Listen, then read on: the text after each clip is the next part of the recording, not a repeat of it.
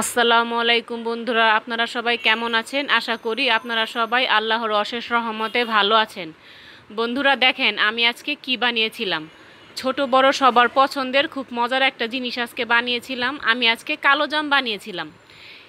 আমি আজকে ঘরোয়া উপকরণে খুব সহজভাবে কালোজাম মিষ্টিটা বানিয়েছিলাম। এটা বানানোর পর আমার পরিবারের সবাই খুব পছন্দ করে খেয়েছে, আর বিশেষ করে আমার বাচ্চারা খুব পছন্দ করেছে এই কালোজাম মিষ্টিটা। তো বন্ধুরা চলেন, কিভাবে আমি আজকে এটা বানালাম সেই ভিডিওটা আজকে আপনাদের সাথে একটু শেয়ার করি। আপনারা এখানে দেখতে পাচ্ছেন আমি বেশ কিছুটা মিষ্টি আলু নিয়ে নিছি। আমি আজকে এই মিষ্টি আলু দিয়ে কালোজাম মিষ্টিটা খুব সহজভাবে আপনাদের বানিয়ে দেখাবো। এই মিষ্টি আলুগুলো কিন্তু আমি সিদ্ধ করে একদম রেডি করে নিছি। তো মিষ্টি আলুগুলো কিন্তু খুব ভালো করে সিদ্ধ করে নিতে হবে। সিদ্ধ করার পর এখন আমি এগুলো ছুলে একদম পরিষ্কার করে নিচ্ছি। আমি আজকে কালোজাম মিষ্টিটা এই মিষ্টি আলু দিয়ে আপনাদের বানিয়ে দেখাবো। আশা করব আমার ভিডিওটা আপনাদের কাছে খুব ভালো লাগবে।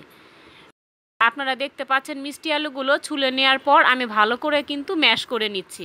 ভালো করে ম্যাশ করে নেওয়ার পর হাত দিয়ে ভালো করে আবার একটু মথে নিতেছি, যাতে কোনো দানাদার অংশ না থাকে। এটা কিন্তু খুব ভালো করে মথে নিতে হবে, আর কোনো দানাদার অংশ যাতে না থাকে। আর এখানে দেখতে পাচ্ছেন আমি একটি মেজারমেন্ট কাপ নিয়ে নিছি। তো মেজারমেন্ট কাপ দিয়ে আপনাদের আমি মেপে দেখাচ্ছি কতটুকু মিষ্টি আলু হলো। এখানে কিন্তু 1 কাপ ভর্তি হয়ে গেছে। 1 কাপ ভর্তি করার পর তারপর আরও একটু কিন্তু বাটির মধ্যে ছিল। আপনারা দেখে একটু বুঝে নেন কতটুকু পরিমাণ হবে। এখানে 1.5 কাপ পরিমাণ মিষ্টি আলু হবে। তো আমি এই 1.5 কাপ পরিমাণ মিষ্টি আলু দিয়েই আজকে কালোজামটা বানিয়ে দেখাবো। আপনারা দেখতে পাচ্ছেন এখানে মিষ্টি আলুগুলো মেপে নেওয়ার পর আমি সেই বড় বাটিতে কিন্তু মিষ্টি আলুগুলো সব ঢেলে নিচ্ছি। এখন এই মিষ্টি আলুর ভিতরে বেশ কিছুটা উপকরণ দিতে হবে। এই যে দেখতে পাচ্ছেন আমি এখানে 1/4 কাপ ময়দা দিতেছি। এখানে কিন্তু ময়দাটা ব্যবহার করলে রেজাল্ট খুব ভালো আসবে। আর এখানে সামান্য পরিমাণ একটু লবণ দিয়ে দিচ্ছি। আর এখানে 1/2 কাপ পরিমাণ গুঁড়া দুধ দিতেছি। এখানে কিন্তু অবশ্যই গুঁড়া দুধ দিতে হবে, তা না হলে কিন্তু টেস্ট ভালো আসবে না। আর এখানে 1 চামচ ভর্তি করে বেকিং পাউডার দিয়ে দিলাম। এখানে কিন্তু বেকিং পাউডারটাই ব্যবহার করতে হবে, বেকিং সোডা ব্যবহার করা যাবে না। আর এখানে 2 চামচ ভর্তি করে আমি একটু ঘি দিয়ে দিলাম। ঘিটা অবশ্যই দিতে হবে, তা না হলে কিন্তু ফ্লেভারটা ভালো আসবে না। এখন হাত দিয়ে ভালো করে ডলে ডলে একটা সফট ডো বানাতে হবে। এই যে দেখতে পাচ্ছেন আমি কিভাবে করে হাত দিয়ে ডলে নিচ্ছি। এইভাবে ঠিক হাত দিয়ে ডলে নিতে হবে, একদম সফট করে কিন্তু মথে নিতে হবে, আর একটা সফট ডো বানাতে হবে।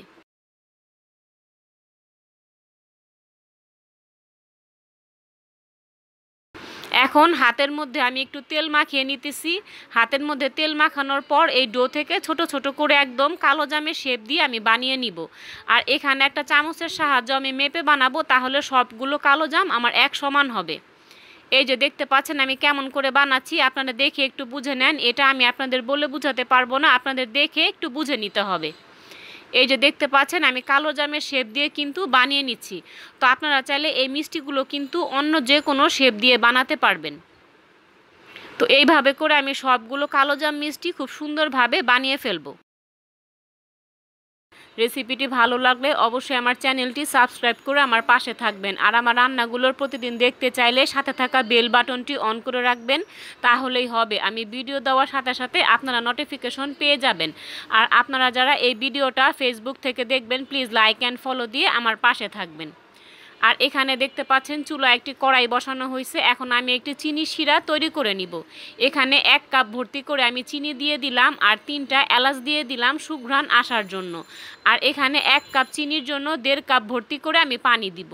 এই যে আমি কিন্তু মেজারমেন্ট কাপ মেপে কিন্তু পানিটা দিয়ে দিচ্ছি। 1 কাপ চিনির জন্য 1.5 কাপ পানি কিন্তু যথেষ্ট। আর এই যে দেখতে পাচ্ছেন চিনির পানিটা কিন্তু আমার সুন্দরভাবে বলক চলে এসেছে। এটা কিন্তু বেশি শুকানো যাবে না, বলক চলে আসলে চুলাটা বন্ধ করে দিতে হবে। আমার চিনি শিরাটা রেডি হয়ে গেছে, আমি এখন চুলাটা বন্ধ করে দিব। আর এখানে অপর একটি চুলায় কিন্তু কড়াই বসানো হয়েছে, আর পরিমাণ মতো সয়াবিন তেল দিচ্ছি। এখন আমি যে কালোজাম মিষ্টিগুলো বানিয়ে ফেলছি সেই কালোজাম মিষ্টিগুলো এখন এই তেলে ভেজে নিতে হবে। এটা কিন্তু আস্তে আস্তে করে ভাজতে হবে। চুলার জাল কিন্তু বেশি বাড়ানো যাবে না, মিডিয়াম হিটে কিন্তু ভেজে নিতে হবে। তা না হলে কিন্তু ওপর থেকে ভাজা হয়ে যাবে আর ভিতর থেকে কিন্তু একদম কাঁচা থেকে যাবে। তাই মিডিয়াম হিটে মিষ্টিগুলো ভেজে নিতে হবে। মিষ্টিগুলো তেলে দেওয়ার পর এগুলো ফুলে কিন্তু একদম ডাবল হয়ে গেছে। এগুলো কিন্তু আস্তে আস্তে আরও বড় হয়ে যাবে। একদম মিডিয়াম হিটে কিন্তু খুব সুন্দরভাবে কিন্তু ভেজে নিতে হবে। আমি কিন্তু কালোজাম মিষ্টি যেই কালার হয় সেই কালার করে কিন্তু মিষ্টিগুলো খুব সুন্দরভাবে কিন্তু ভেজে নিব। এ পর্যায়ে কিন্তু চুলার জালটা কিন্তু বাড়ানো যাবে না, মিডিয়াম হিটে কিন্তু মিষ্টিগুলো সব সুন্দরভাবে ভেজে নিতে হবে। চুলার জালটা যদি বাড়িয়ে আপনি ভাজেন তাহলে কিন্তু মিষ্টিগুলো ওপর থেকে একদম পুড়ে যাবে আর ভেতর থেকে কিন্তু কাঁচা থেকে যাবে। তাই মিডিয়াম হিটে ভেজে নিতে হবে। এই যে দেখতে পাচ্ছেন আমি এইভাবে করে মিষ্টিগুলো সব ভেজে নিচ্ছি। তো আপনারা চাইলে আরও একটু গাঢ় কালার করে নিতে পারেন, কিন্তু আমি এই কালারটাই উঠিয়ে ফেলতেছি। তো এইভাবে করে সবগুলো মিষ্টি আমি ভেজে নিব। চুলায় কিন্তু আমি চিনি শিরাটা কিন্তু আবারও বসিয়ে দিলাম। তো চিনি শিরাটা কিন্তু বলক দিয়ে নিতে হবে। এই যে দেখতে পাচ্ছেন বলক চলে আসছে। এখন যে আমি মিষ্টিগুলো ভেজে নিছি সেই ভেজে রাখা মিষ্টিগুলো সব আমি চিনি শিরার ভিতরে দিয়ে দিব। আর এই যে দেখতে পাচ্ছেন আমি কিন্তু মিষ্টিগুলো চিনি শিরার সাথে খুব সুন্দরভাবে কিন্তু মিশিয়ে দিচ্ছি। এইভাবে করে 10 থেকে 15 মিনিট আমি চিনি শিরার সাথে মিষ্টিগুলো একটু রান্না করে নিতে হবে।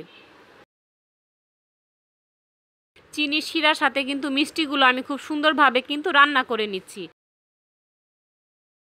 আমার মিষ্টিগুলো কিন্তু মাশাআল্লাহ খুব সুন্দর একটা কালার চলে আসছে। তো মিষ্টিগুলো কিন্তু আমার চিনি শিরার সাথে কিন্তু রান্না হয়ে গেছে। এই পর্যায়ে চুলাটা আমি অফ করে দিব আর ঢাকনা দিয়ে ঢেকে দিব। 1 ঘন্টা এভাবে মিষ্টি শিরার মধ্যে ঢাকনা দিয়ে ঢেকে রাখতে হবে। আর এই যে দেখতে পাচ্ছেন 1 ঘন্টা পর আমি ফিরে আসলাম। মিষ্টিগুলো কিন্তু রস খেয়ে একদম টইটুম্বুর হয়ে গেছে।